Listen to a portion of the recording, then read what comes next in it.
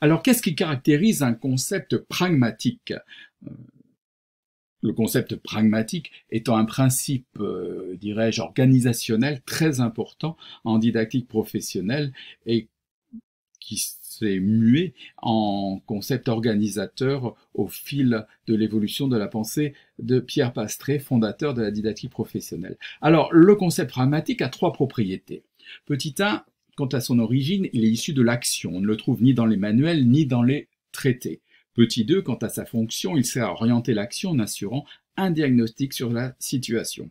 Petit 3, il a une dimension sociale. Il n'est pas totalement implicite, même s'il n'est pas défini. On en parle beaucoup dans les ateliers. D'une certaine manière, il se transmet dans l'action même des professionnels aux novices. On serait tenté de penser que cela nous renvoie au genre développé par Yves Clos en clinique de l'activité. Alors,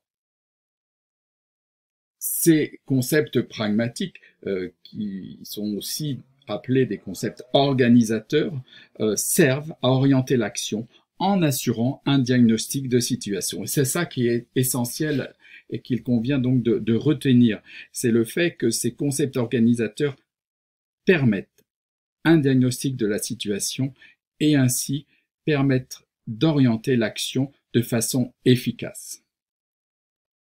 Outre les concepts organisateurs, bien sûr, on trouve des indicateurs et des classes de situation. Les indicateurs sont des observables qui permettent d'évaluer la valeur prise par un concept organisateur. Il faut bien voir que le but essentiel est et demeure l'action. Il faut donc pouvoir donner une valeur aux variables qui sont essentielles pour la conduite de l'action.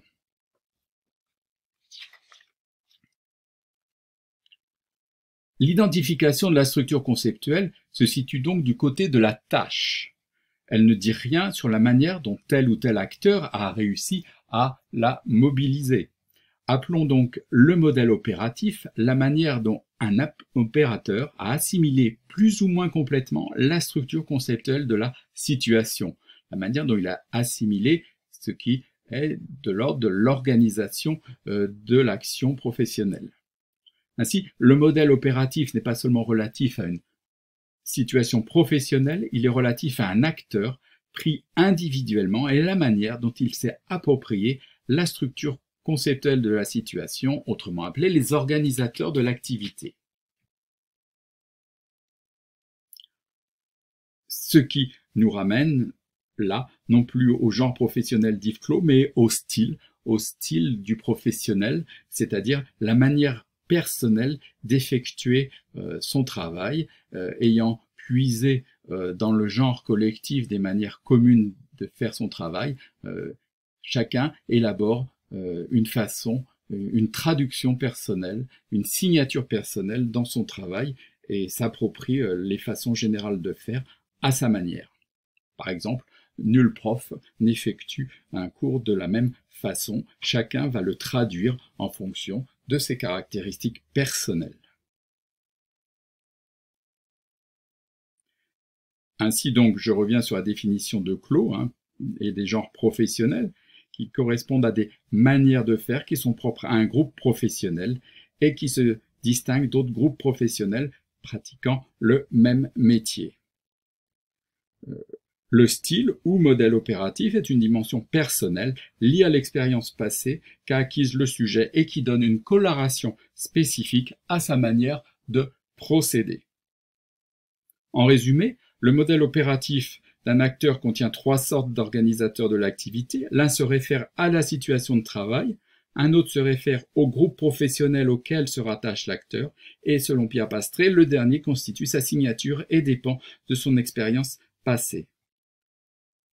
Aussi, pour identifier l'ensemble d'un modèle opératif, il ne suffit pas d'extraire les concepts pragmatiques ou pragmatisés suite à l'analyse du travail, il faut extraire aussi des jugements pragmatiques exprimés par l'action ou par la parole qui permettent de relever le genre professionnel et la place de l'expérience personnelle dans le travail.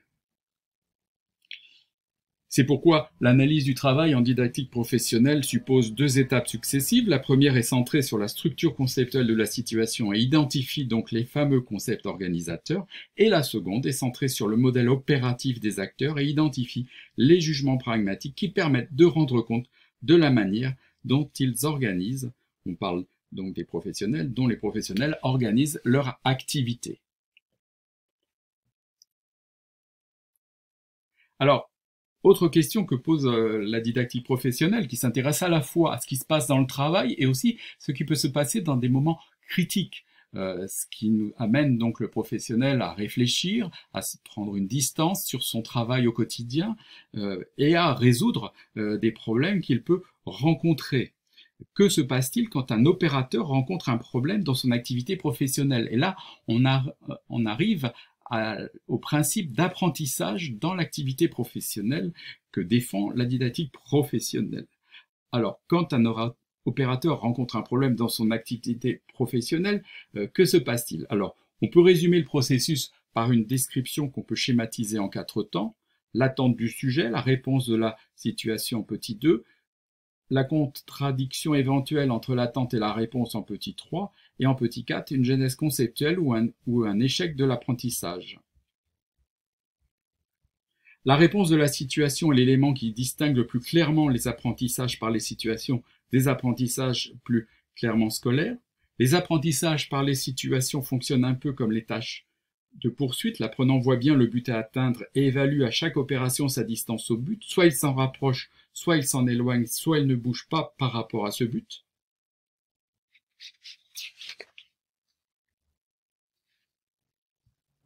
Le modèle opératif de l'acteur n'est pas disqualifié pour autant. Il est toujours valable pour traiter des classes de situations habituelles, mais il demande à être élargi, réorganisé pour être capable d'intégrer une classe nouvelle de situations.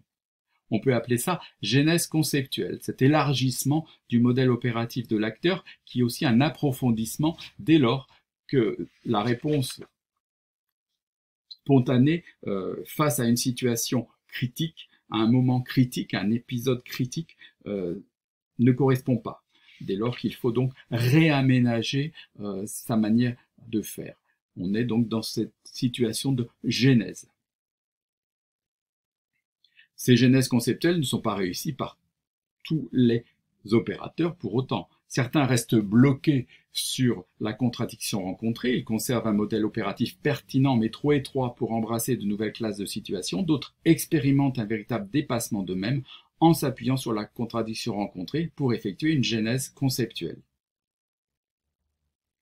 Mais quand on s'opère une genèse conceptuelle, on peut sans doute dire que l'apprentissage s'accompagne de développement. Et ça, c'est un point important que développe en didactique professionnelle Pierre Pastré, à savoir que apprentissage et développement sont en totale correspondance. L'un va pas sans l'autre, il se produit en même temps.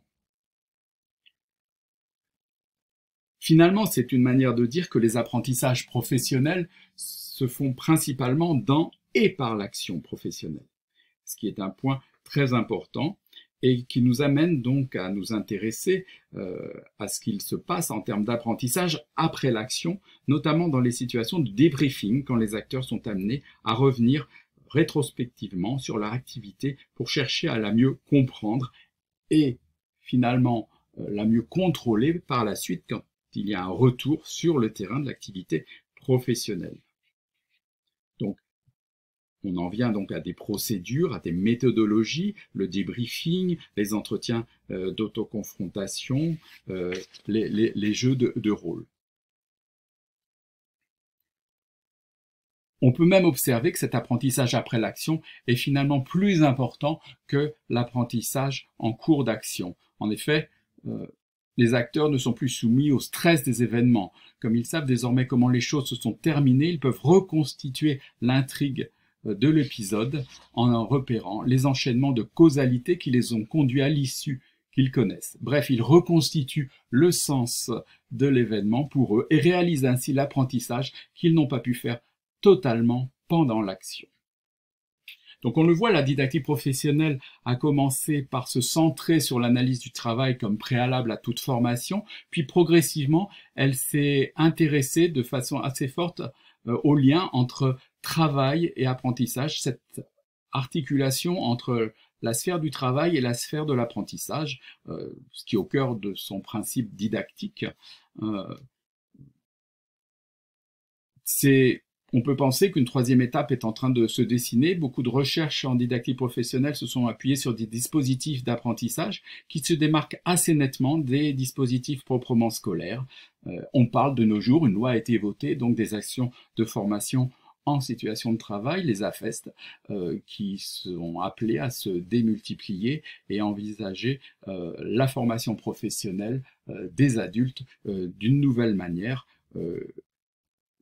Il s'agira donc de concevoir des dispositifs qui permettent de produire des apprentissages par les situations au travail même. Voilà donc les grands problématiques plutôt, les grands concepts, les grands traits théoriques de la didactique professionnelle. Pour ceux qui seraient intéressés pour aller plus loin, bien sûr, je vous conseille la lecture du livre de Pierre Pastré, La didactique professionnelle, approche anthropologique du développement chez les adultes, dans la collection Formation et pratique professionnelle au PUF. Donc, le voici. Lors de ces presque 30 minutes de pastilles vidéo en 2 temps, vous avez pu voir donc un extrait de l'article qui a inspiré mon petit discours et 2 schémas, notamment une reformulation du modèle de Pierre Pastré, une reformulation personnelle où j'essayais de voir les points de rencontre entre la clinique de l'activité et la didactique professionnelle, entre modèle opératif, modèle cognitif, donc, et genre style. Donc, comme je l'ai dit, le modèle opératif nous renvoie d'une certaine façon au style personnel, la stratégie personnelle d'exécution des tâches prescrites, la manière personnelle de résoudre une situation critique, une manière singulière finalement d'interpréter les organisateurs de l'activité, tout cela étant issu de savoirs pragmatiques, en face duquel nous avons des savoirs académiques qui nourrissent un modèle cognitif, c'est-à-dire un répertoire de règles d'action enseignées appartenant à un genre commun d'activité professionnelle.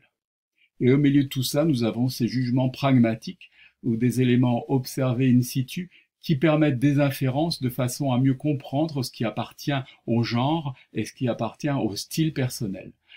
Et saisir ce qui est de l'ordre d'une organisation professionnelle, les concepts organisateurs des métiers ou des situations données dans des métiers donnés, et la manière personnelle d'opérer et de développer sa signature singulière. Alors, on voit sur le deuxième schéma, donc la dimension générique au travail sur la gauche, la dimension spécifique du travail sur la droite, donc toujours cette nuance entre le générique et le spécifique, qui est un grand principe de la didactique professionnelle.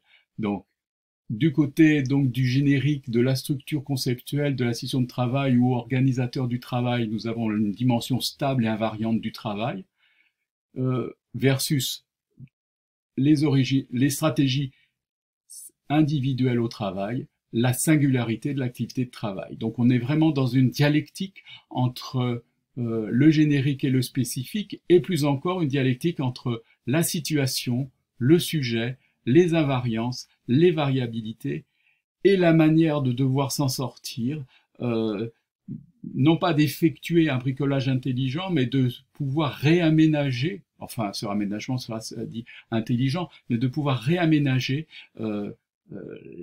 la situation de manière à pouvoir y répondre favorablement et de manière efficace, ce qui est tout l'enjeu de la didactique professionnelle, cette visée d'efficacité. Donc dans cette dialectique, situation, sujet, invariance, variabilité, généricité, spécificité, genre, style, signature, organisation du travail, signature personnelle bien sûr. Voilà, je vous remercie, à bientôt.